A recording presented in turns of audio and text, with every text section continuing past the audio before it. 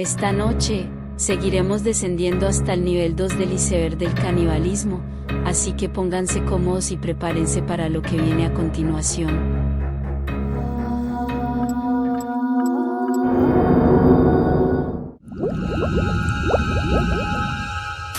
La obra, Saturno devorando a su hijo, representa una destacada creación del renombrado pintor español Francisco Goya.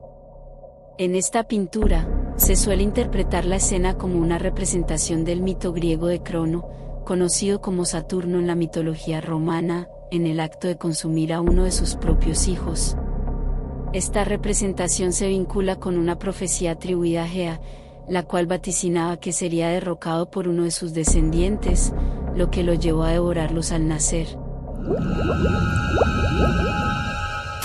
El Essex, un barco ballenero, sufrió un destino trágico en 1820 cuando fue embestido y hundido por una ballena. Lo que siguió fue una increíble odisea de supervivencia en medio del océano. La tripulación se vio obligada a abandonar su barco y enfrentarse a un entorno hostil y despiadado en pequeños botes. Durante alrededor de 90 días, lucharon contra condiciones extremadamente difíciles, la falta de alimentos y agua potable, la exposición a los elementos y el agotamiento. La desesperación llevó a algunos de ellos a tomar la decisión inimaginable de recurrir al canibalismo para mantenerse con vida. Este relato de lucha humana contra las fuerzas incontrolables de la naturaleza, el aislamiento y la crueldad del océano dejó una profunda impresión en Melville. La historia de la tripulación del Essex se convirtió en la base de inspiración para Moby Dick, una novela que exploraría temas de obsesión, venganza y la naturaleza de la humanidad bajo las condiciones más extremas. El 26 de mayo de 2012, Rudy Eugene agredió brutalmente a Ronald Paapu, un hombre sin hogar en Miami, durante un incidente que se hizo famoso en todo el mundo. Eugene acusó a Paapu de robar su Biblia, lo golpeó hasta dejarlo inconsciente, le arrancó gran parte de su rostro, incluyendo su ojo izquierdo, y lo dejó ciego en ambos ojos. Eugene fue apodado el "zombie de Miami" debido a la naturaleza impactante del ataque. El ataque terminó cuando Eugene fue mortalmente herido por un oficial de policía. A pesar de que amigos y familiares proporcionaron detalles sobre la vida de Eugene, el motivo del ataque sigue siendo un misterio. Eugene, de 31 años, tenía un historial criminal desde los 16 años y estaba divorciado. Aunque se especuló sobre el uso de drogas como las sales de baño, los informes toxicológicos solo encontraron pequeñas cantidades de marihuana en su sistema, por lo que la causa de su comportamiento sigue siendo desconocida. Omaima Aref Nelson, una niñera y modelo egipcia de 24 años, se hizo notoria en la década de 1990 al cometer un espeluznante crimen. Durante el fin de semana de Acción de Gracias de 1991, Omaima asesinó a su esposo, William Nelson, a quien había conocido recientemente en un bar. Después de una violenta pelea, lo mató y luego procedió a desmembrar su cuerpo. Sorprendentemente, Omaima cocinó partes del cuerpo de su esposo, incluyendo la cabeza y las manos, y luego intentó deshacerse de los restos. Fue arrestada cuando ofreció dinero a un amigo para que la ayudara a deshacerse de los restos. Omaima alegó que actuó en defensa propia debido a un supuesto abuso por parte de su esposo. Sin embargo, fue condenada por asesinato en segundo grado y sentenciada a 28 años de prisión. 5 mujeres jóvenes fueron encontradas asesinadas en aldeas de Alemania Occidental. Los cuerpos mostraban signos de violación, apuñalamiento, estrangulamiento y mutilación. Joachim Georg Kroll, nacido el 17 de abril de 1933, fue el autor de estos terribles crímenes. Kroll provenía de una familia numerosa en Hindenburg, provincia de Alta Silesia, y tuvo una infancia marcada por la debilidad y problemas de enuresis. Su educación fue limitada y posteriormente se reveló que tenía un coeficiente intelectual de 76. Después de la Segunda Guerra Mundial, la familia de Crowl se trasladó a Renania del Norte-Westfalia, donde comenzó su serie de asesinatos en 1955, poco después de la muerte de su madre. Su modus operandi incluía violar, apuñalar, estrangular y mutilar a sus víctimas, centrándose en la extracción de partes de sus cuerpos. Esto le valió los escalofriantes apodos de «Caníbal del Ruhr» y «Hombre comedor de Duisberg». Crowl fue finalmente arrestado después de que un vecino informara sobre problemas en las tuberías de su edificio, lo que llevó al descubrimiento de pruebas incriminatorias en su apartamento. Durante el interrogatorio, Crowl confesó los asesinatos que había cometido, incluso reveló otros asesinatos desconocidos previamente por la policía. En 1982, después de un juicio que duró 151 días, Crowl fue condenado por sus crímenes y sentenciado a cadena perpetua. Pasó el resto de su vida en prisión y falleció de un ataque al corazón en 1991. Su historia macabra sigue siendo un ejemplo espeluznante de los horrores de la mente criminal. Peter Bryan es conocido como un asesino y caníbal británico cuyo espiral de violencia comenzó en 1993. Su obsesión se centró en Nicia Sies, la hija de 20 años de los dueños de una boutique donde trabajaba como asistente. Tras ser despedido por robo, Bryan retornó una semana después con la intención de vengarse. El ataque fue brutal. Bryan golpeó al hermano de Nicia, Bobby, y luego la asaltó con un martillo mientras hablaba por teléfono, matándola instantáneamente. Este acto fue solo el comienzo de su escalada de violencia. Sorprendentemente, Bryan fue encerrado en una unidad psiquiátrica de máxima seguridad, pero su liberación 9 años después, a pesar de su historial violento, permitió que continuara cometiendo atrocidades. Sus actos posteriores incluyeron asesinatos brutales, incluso canibalismo. A pesar de su aspecto aparentemente normal, ocultaba una mente extremadamente peligrosa. Finalmente, fue condenado a cadena perpetua en un hospital de máxima seguridad.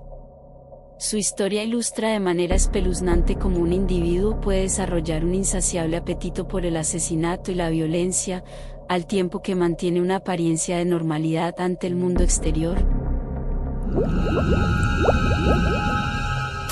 Ubicado en Portland, Oregón, como parte de la Corporación de Flota de Comercio de la Junta de Envío de los Estados Unidos, el Dumaru vivió un evento trágico durante su viaje inaugural el 16 de octubre de 1918. En medio de su travesía, el barco fue impactado por un rayo cerca de la costa de Guam, lo que resultó en una explosión que destruyó la embarcación y su carga de municiones. Afortunadamente, todos los miembros de la tripulación lograron evacuar en 2 botes salvavidas y una balsa antes de que el Dumaru se consumiera por completo. La balsa, que llevaba a bordo a 5 personas, incluido el capitán Oliver Rensen, fue rescatada 9 días después en las proximidades del lugar del naufragio. Los 2 botes salvavidas tuvieron destinos diferentes. Uno de ellos tenía solo 9 de sus 20 plazas ocupadas, mientras que el otro estaba gravemente sobrepoblado con 32 tripulantes a bordo.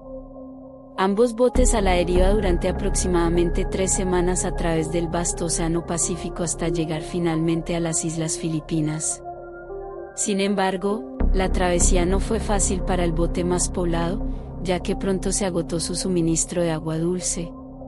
Ante esta situación, la tripulación se vio obligada a recurrir a medidas extremas para sobrevivir, incluso construyendo un rudimentario dispositivo de desalinización de agua y, en última instancia, recurriendo al canibalismo para alimentarse, consumiendo los cuerpos de otros tripulantes que habían fallecido debido a la exposición. El 4 de septiembre de 1889, el SS Armour se encontró con un ciclón severo y se hundió en el Golfo de México. De los 24 miembros de la tripulación, solo 11 lograron trepar a bordo del bote salvavidas que flotó libremente.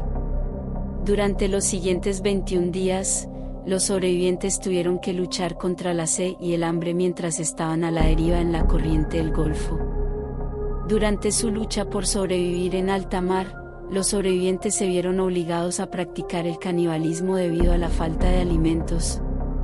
En los primeros 15 días solo tenían un solo pez y algunas aves marinas pequeñas para comer, compartidas entre 11 hombres.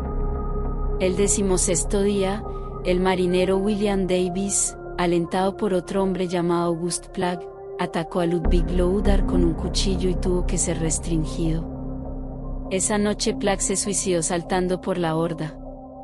Al día siguiente murió el marinero William Robinson y los sobrevivientes decidieron comerlo. El cocinero William Light recibió la orden de desmembrar el cuerpo. Thomas Hunt, el tercer ingeniero, murió 2 días después y también fue comido. Aunque vieron 11 barcos, ninguno se detuvo para rescatarlos. Finalmente, el 25 de septiembre, los sobrevivientes fueron recogidos por Mosquito de Salem, frente a Cabo Hatteras. Masacre del Grupo Atar fue un ataque de los nativos americanos el 9 o 13 de septiembre de 1860 que mató o capturó a 29 de un grupo de 44 emigrantes en una bifurcación del Sendero de Oregón en el territorio de Washington. 10 sobrevivientes fueron encontrados el 24 de octubre de 1860, demacrados y comiendo los restos desenterrados de un miembro del grupo. David Playpens, de Colchester, Inglaterra, perdió uno de sus dedos en un accidente de motocicleta. Después de pedir su dedo amputado, se lo llevó a casa y lo hirvió y se comió el dedo. Antes de eso, tomó una foto del dedo y la publicó en Facebook. La Blood Hammow, mermelada de sangre, es una preparación medicinal que se elaboraba a partir de sangre humana. Para producirla, se requería sangre de individuos con características específicas, como un temperamento cálido, una tez manchada y rojiza, y una constitución algo rechoncha. Esta sangre se dejaba secar hasta alcanzar una consistencia pegajosa. Posteriormente, se cortaba en finas láminas, permitiendo que la parte acuosa se escurriera. Luego, se colocaba la sangre seca en una estufa, se mezclaba con un cuchillo hasta obtener una masa y se trituraba a través de un tamiz de seda muy fino. Una vez tamizada toda la sangre, se sellaba en un frasco de vidrio y se renovaba cada primavera. King's Drops o las gotas del rey eran un remedio medicinal elaborado a partir de cráneos humanos.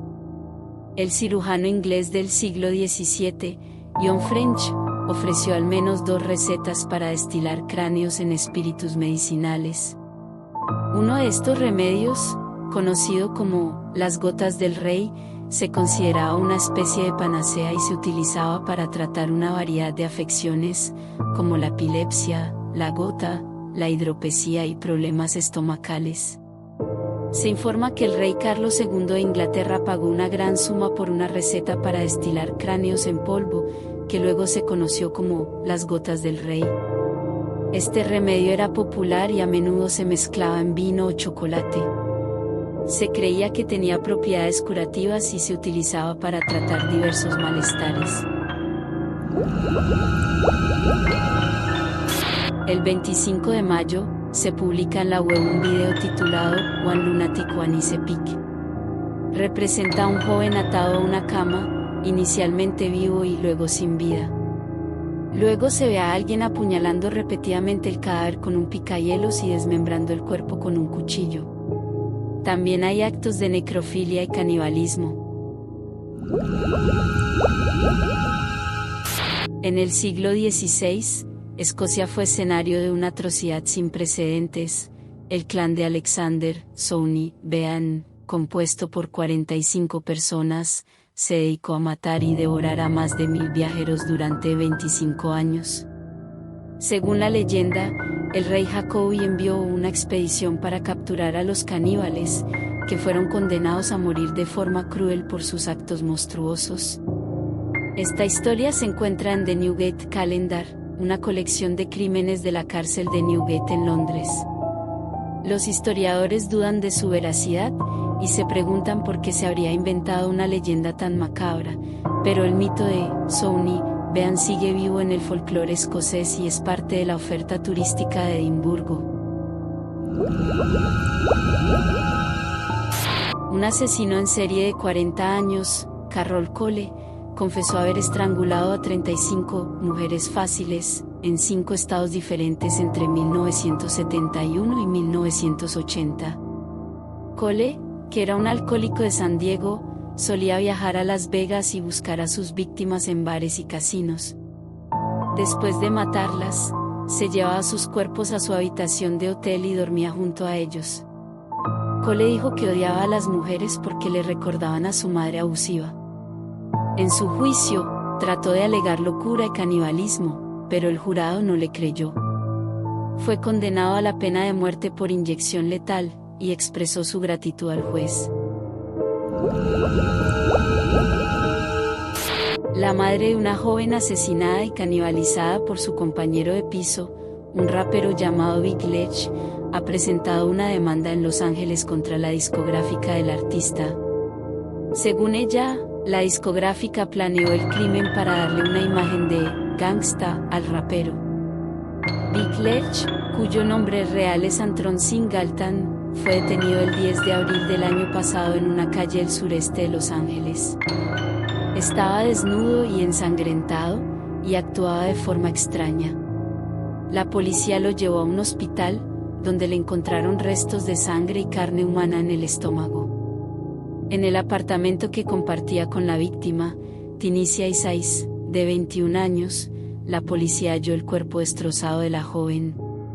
Tenía mordiscos en la cara y en el pulmón, que le habían sacado del pecho. Big Lech está acusado de asesinato y tortura. Un hombre de Montana fue asesinado y canibalizado por un hippie que le había pedido que lo llevara en su coche. Así lo confesó Stanley Dean Baker, el hippie, cuando fue detenido en California el 13 de julio de 1970. Baker dijo que le había disparado al hombre, le había arrancado el corazón y se lo había comido, y que guardaba huesos de sus dedos en su bolsillo. La prensa lo llamó satanista hippie, porque encontraron en su poder una receta para el LSD y la Biblia satánica.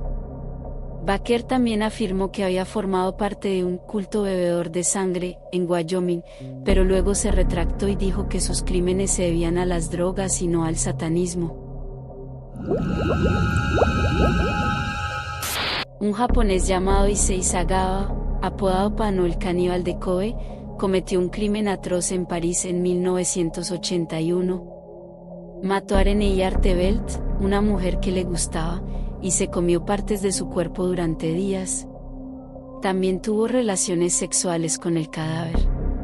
Sagawa fue capturado y enviado a Japón, pero salió libre por un vacío legal entre Francia y Japón. Solo estuvo 2 años en prisión preventiva. Su caso causó indignación y curiosidad en todo el mundo. La escultura de Ugolino y sus hijos, hecha por Jean-Baptiste Carpeaux en el siglo XIX, se inspira en un episodio del Infierno de Dante, donde un conde italiano es encerrado con su familia y se enfrenta al dilema de comerse a sus hijos para sobrevivir. Carpeaux capta el momento de máxima tensión, cuando Ugolino contempla la posibilidad de practicar el canibalismo. Los niños se abrazan a él, desesperados o inertes, mientras se los ignora y mira al vacío. La obra transmite el horror y la angustia de la situación, y deja en suspenso si Ugolino llega a consumar el acto caníbal. La escultura es una muestra del estilo romántico, que busca provocar emociones fuertes en el espectador.